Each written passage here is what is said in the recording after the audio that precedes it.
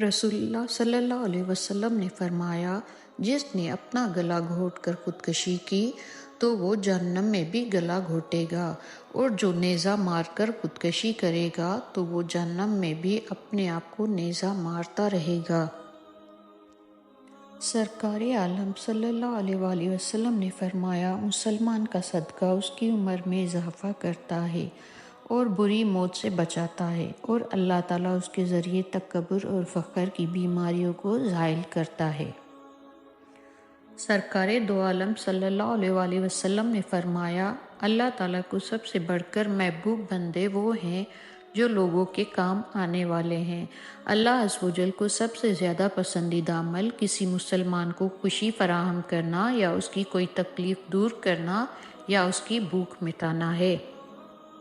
رسول اللہ صلی اللہ علیہ وآلہ وسلم نے فرمایا، منافق کی 3 نشانیاں ہیں: جب بات کرے تو جھوٹ بولے، جب وعدہ کرے تو خلاف ورزی کرے، اور جب اس کے پاس امانت رکھیں تو خیانت کرے۔ رسول اللہ صلی اللہ علیہ وآلہ وسلم نے فرمایا، جو شخص کسی مسلمان کے عیب چھپائے گا، اللہ پاک قیامت کے دن اس کے عیب چھپائے گا۔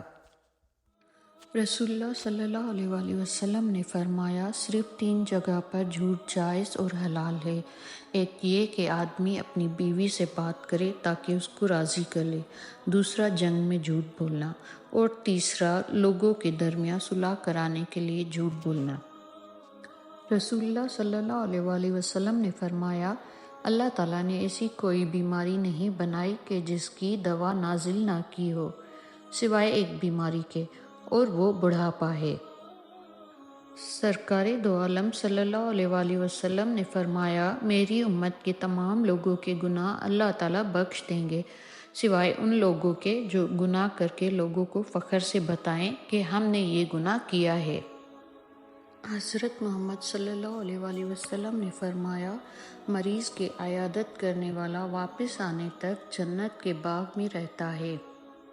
حضرت محمد صلی اللہ علیہ وآلہ وسلم نے فرمایا، دنیا سے بچتے رہو، مجھے خدا کی قسم یہ دنیا ہاروت اور ماروت سے بڑی جادوگر ہے۔